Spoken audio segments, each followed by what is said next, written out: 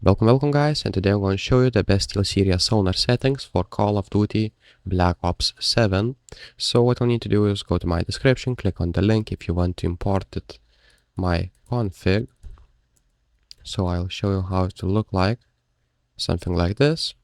And then your SteelSeries Sonar will show up and it will import and config. You can customize the name right here if you want to.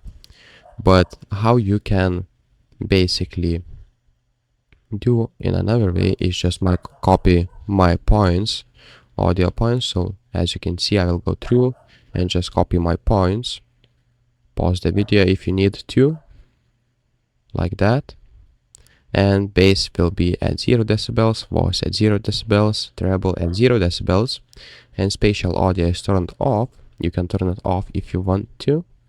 And for the volume boost, it is at 0 decibels, and sometimes I use smart volume at 0.50.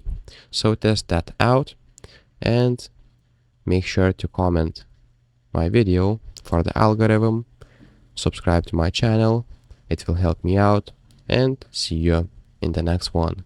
Peace.